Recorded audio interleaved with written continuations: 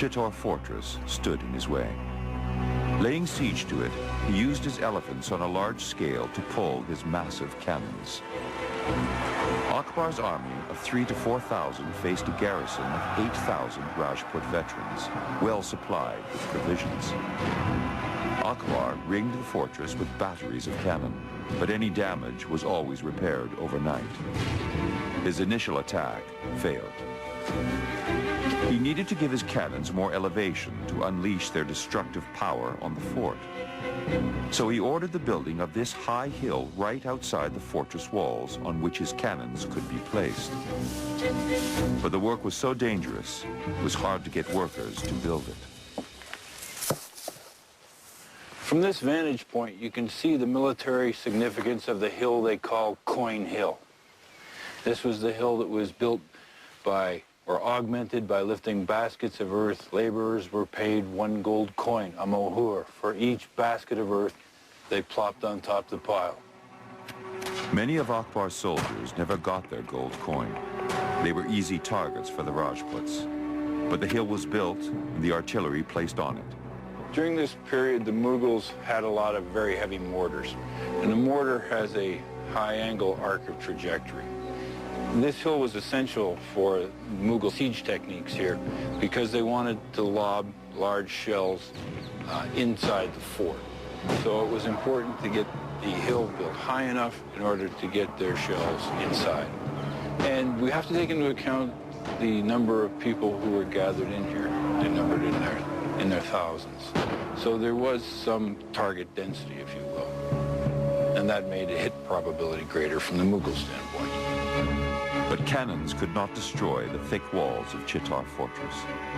Akbar had an unusual plan to blow a hole in the fort, but it would take 5,000 workers and hundreds of lives to execute.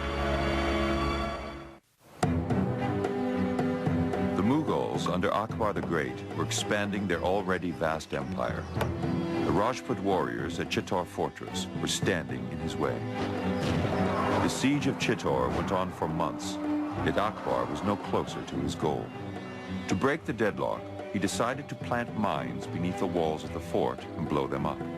But first, he needed to get his men to the walls in safety. Some accounts say that Akbar built 2 sabbats, massive snaking-covered passageways made of earth, bricks, and timber, constructed at great cost of life.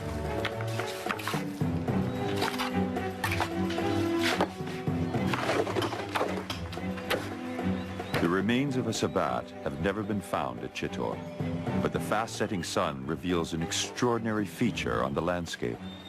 If it were adjacent to a river, I would say it was a levee. But in this case, it's clearly not.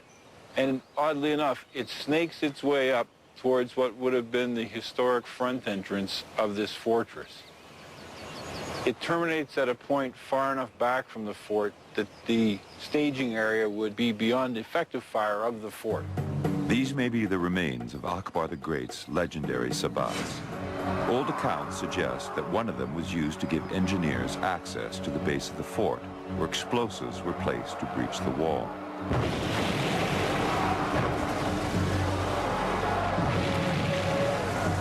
But the plan backfired when one of the mines exploded prematurely, killing Akbar's men. It is not known precisely how the siege ended. Near the end, a shot from Akbar's own matchlock wounded or killed the commander of the already demoralized Rajput garrison. This has to do tremendous psychological damage to the garrison. Of course, they're all extremely brave men. They're Rajputs who are pledged to die in battle. They have absolutely no intention of surrendering. But still, you have to reconcile your moment of death, and you must be content to go to your death. So they look out and they see this scene, and they know that this is it. There's absolutely no alternative. Fight and win, or fight and die.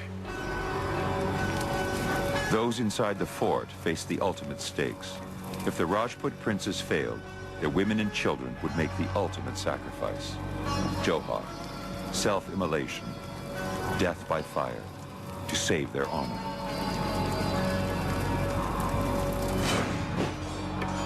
On February 25th, 1568, at dawn, Akbar attacked.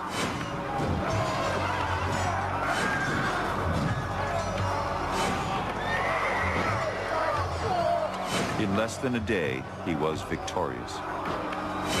All of Rajasthan was his.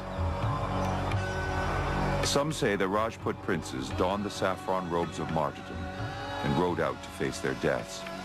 Their wives and children stayed behind, burning themselves to death in their fortress home rather than be captured.